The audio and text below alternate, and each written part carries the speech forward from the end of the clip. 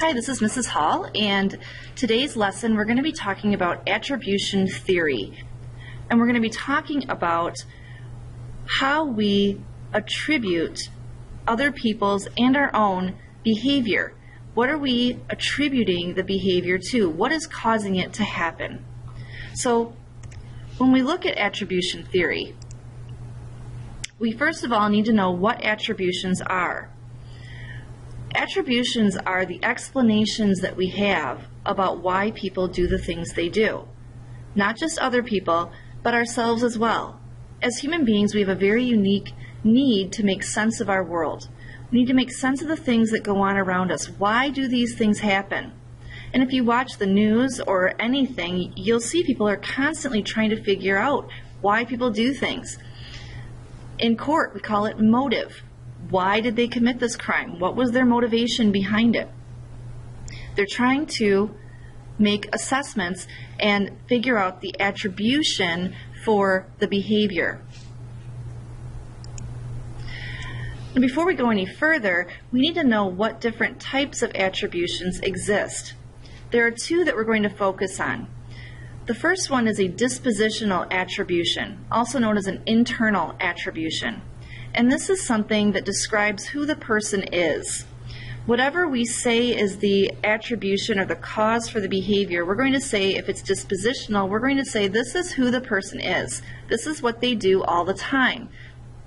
The behavior that we see reflects their character, if you will. The second type of an attribution is called a situational attribution or an external attribution. Now this is going to be the opposite of an internal or dispositional attribution. This is going to be something outside of the person that causes the behavior to occur. It's not going to occur all the time. It only occurred because of the situation the person was in. So things going on outside of the person, things going on in the environment. So it's not characteristic of their behavior at all times. It doesn't reflect their character. It just reflects this particular situation that the person was in. An example of each of these types of attributions. If a person is holding the door open for you when you walk into a building, we could make either one of these attributions.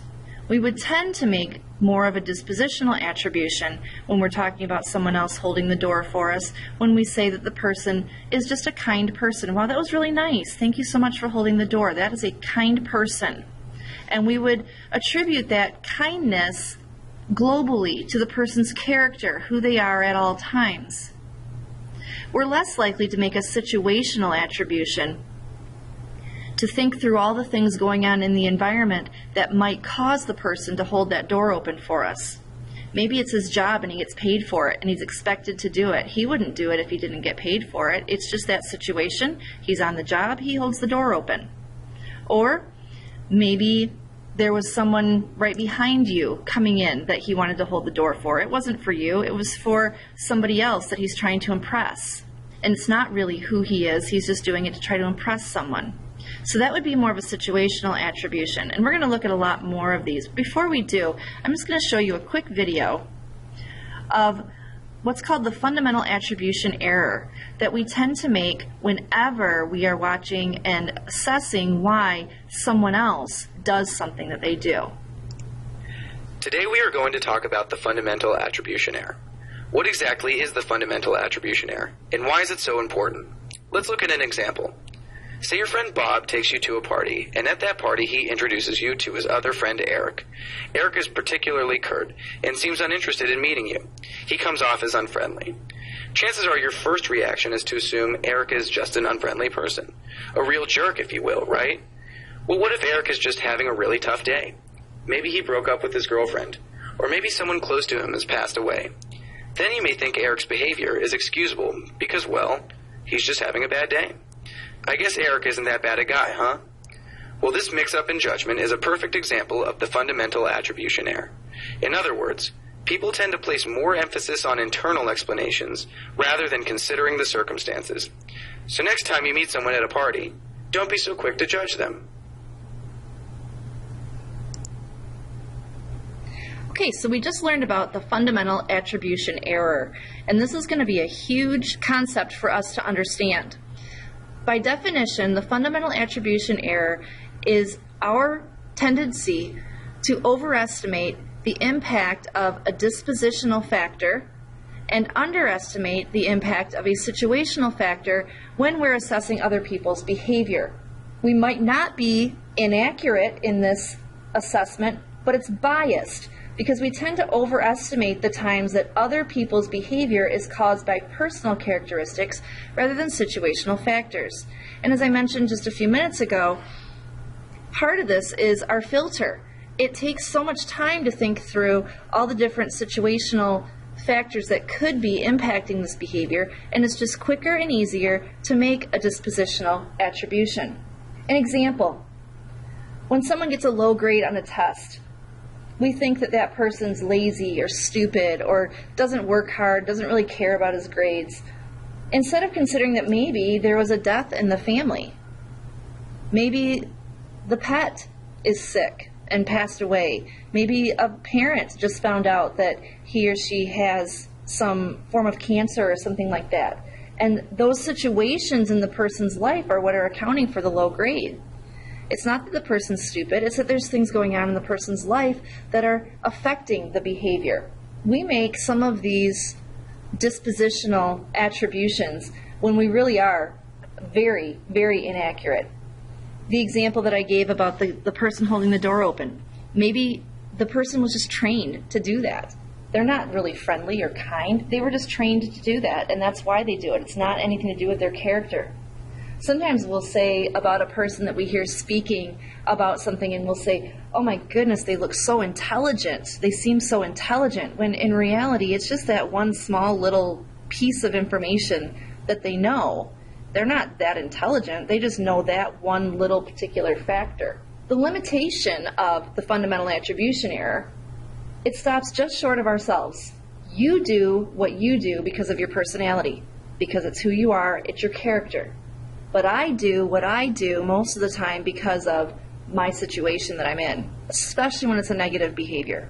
When I screw up on something, it's not me, it's not my personality, it is my situation that I'm in. I make excuses for my behavior. What happens with the fundamental attribution error is we tend to commit it at the beginning of a behavior.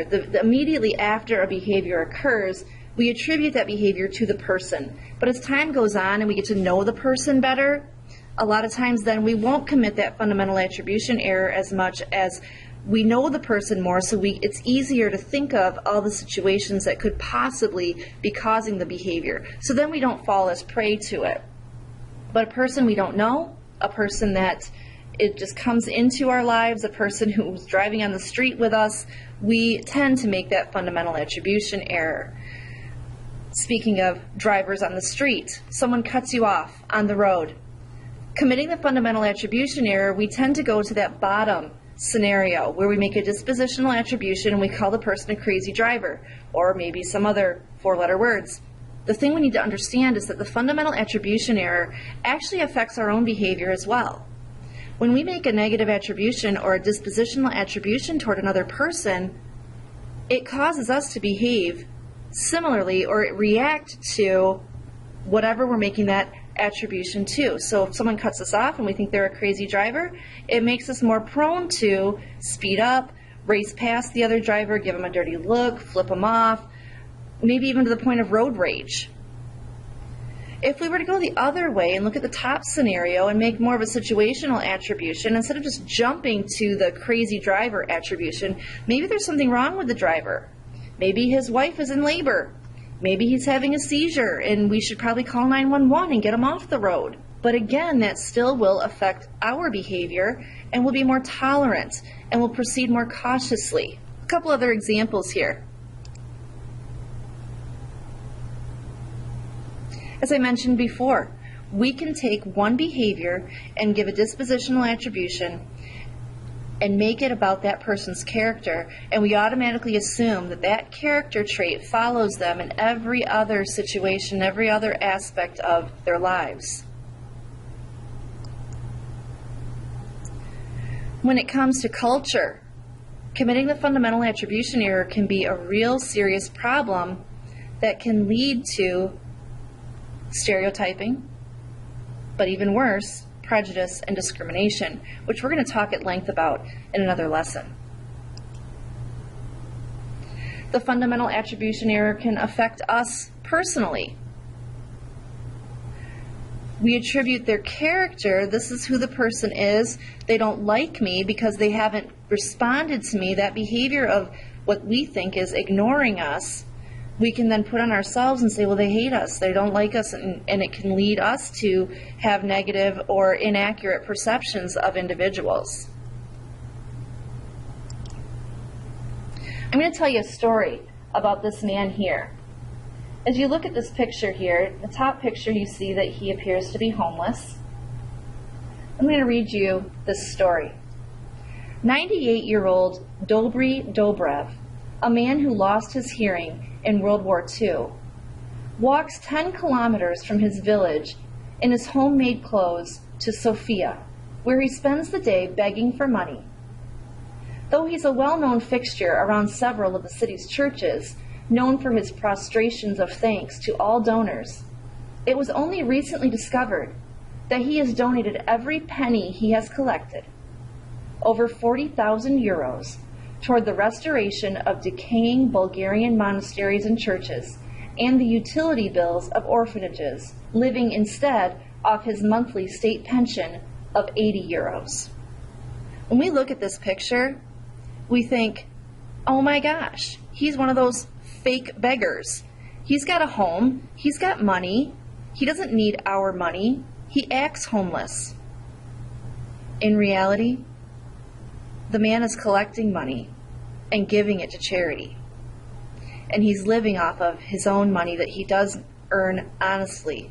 The money that he's getting as a beggar, or what appears to be a beggar, he's giving to charity.